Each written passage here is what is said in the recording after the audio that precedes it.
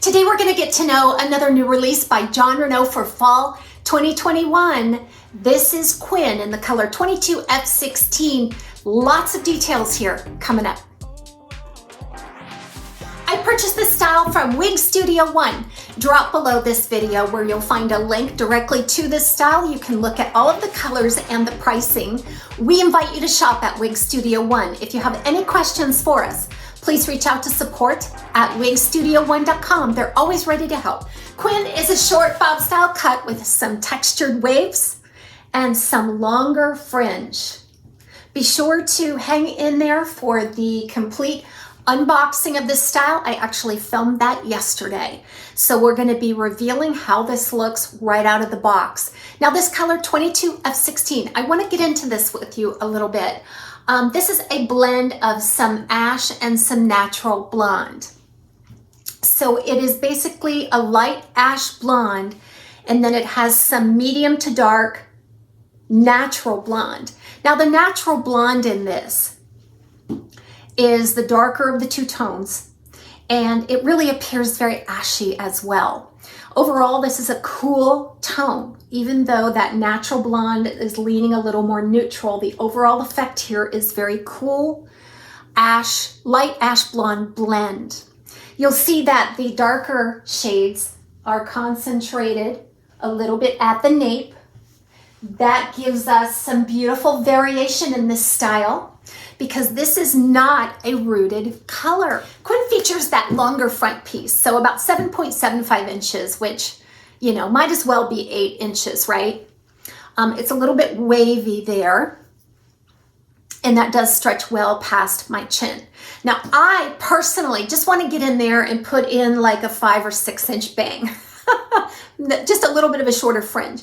I feel like this flops in the face and it sort of stretches out my features in a way that isn't the most flattering. I really think that this would look really amazing with a shorter fringe. And again, that's just my own personal preference. I'm 6.5 from hairline to chin. Now in the back, you're going to see about a 9-inch crown meeting up with a 4.5 or so inch nape. That's going to give you a little bit of stacking there, which really highlights that texture and gives it a nice full look all the way around. This style features a monofilament lace front and left monofilament lace part assembly. I say that because it's one single unit. It's made from the welded monofilament lace that they use on all of their smart lace products. So it runs temple to temple. I think it's well done. It has a nice fine grid. And this is a lighter color, but it does appear that it's a little bit thinner in the front, getting a little gradually more thick as you move back, which gives it a nice natural appearance. Now with that monofilament part, here's my only problem with that. It stops about halfway back. And when the monofilament stops about halfway back, you get this unusual, unnatural looking hump right behind it, because guess what? They have to fill that in with fiber and permatease. What I've noticed here is that they're using a lot of those short little straight hairs at the base of the cap in that area, which kind of do stick up a little bit. So you're gonna have to get in there and just really suss out all of the fiber so that it reaches up and surrounds and obscures those little short hairs. But this really is news anchor style hair. You ever watch the news anchors sometimes where it's real pretty at the front and then about halfway back you see this big hump where they've teased it? That's kind of what this reminds me of.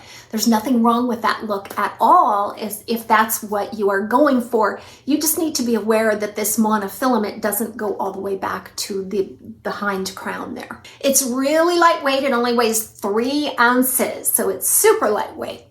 Let's talk about these fibers though for a moment, because I feel like this new fall collection for 2021 is different in terms of the fiber that they are using. If you're used to the Jon Renau fiber of being really silky and soft and fine, this particular fiber is on the dry side. It's dry, it's a little bit rougher, but it's still super fine and feathery. I have experienced this kind of fiber before in a lot of the Kankalon blend synthetics, and there's nothing wrong at all with it. This is regular synthetic. This is not heat friendly. I think it moves very well. And if you're bothered by the little bit of roughness and dryness, you can always add a little bit of some conditioning spray, which I did back here to Maya, and it worked very well. So the wave pattern is just a shattered spiral that's been really taken down on the ends, texturized on the ends, and brushed out looking. So it gives you a full beach wave look. And again, in the back, you're gonna see most of that texture. And then on the crown and in the front, it's a little bit more smooth. There's limited permatease on this style, so it's very, very flat actually on the top. You're not gonna be able to pinch in much lift at the top at all. And there is absolutely no contour at the front piece. So just keep that in mind. You're gonna see most of your permatease on the sides, the temples, the back, and nape, because that's where the body is. That's where it's needed the most. So this short bob really does feature a lot of volume right on the sides. It's a little slimmer on the top. That's something that you have to know works with your face shape. So how do you know that Quinn will be a better choice for you compared to some other similar Jon Renau styles? And what comes to mind to me is the January and the Parker. So the January is longer, and it doesn't have as much stacking, and it definitely doesn't have all of the as much shattered texture and as it does here on Quinn.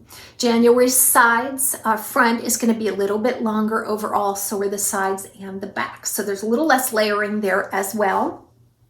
And January features a full monofilament top versus the left-hand monofilament part.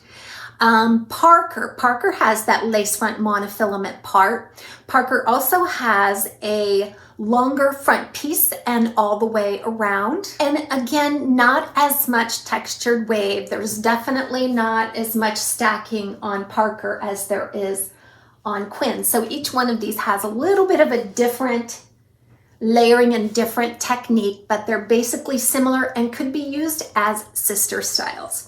All right, so it's time to do our unboxing of Quinn. Again, I filmed this yesterday. I didn't have makeup on or anything. It wasn't my day to film, but I do like to get those done ahead of time so I don't have to put on another wig to show you the unboxing. So just right out of the box, you'll see this is a part of the Jon Renau's Smart Lace collection featuring that lace front, left monofilament lace part, and all of the typical packaging and so forth. The hang tag is accurate. So let's turn this inside out and look at this cap right away. There's the lace front left monofilament part assembly. Now that lace front, although it does not extend back into the ear tab, it does wrap around those seams in the front. So I feel like that is a really nice natural looking front. Again, that monofilament part goes about halfway back to the crown, so it appears a bit stunted. I wish they would have taken that all the way to the crown. I think it would have been a much better natural look. You've got the velvet or felted ear tabs with nice sturdy stays, an extended nape with the Velcro style adjusters, lots of wefting and lots of stretch. I had to remove this style several times during the review to make an adjustment. It runs really large on me. This batch of Jon Renau wigs that came out this fall typically are a little bit larger in the average size model that they're using. So I did have to cinch it in and even crisscross the adjusters on all three of the pieces that I have explored from this new line. Okay, so I'm just gonna shake it out really well. I'm gonna rub on the lace front. I'm gonna rub at the permatease layer just to kind of wake up the fibers, and then I'm gonna go to work around the face. I always like to find a parting space that is comfortable, convenient, and flattering to me, while still staying along that monofilament. I also like to see what it can do. Is there any natural lift? You know, what can I do with this style? So it didn't take me long to figure out that there's no baked in lift there at the front. This is really meant to be sort of tamped down across the forehead. If you wanted to do something like that, you would probably have to use steam, which it's not a heat-friendly wig, so just keep all of that in mind. But otherwise, a nice flirty texture, all of that brushed out shaggy beach wave in the back. Really, really cute style.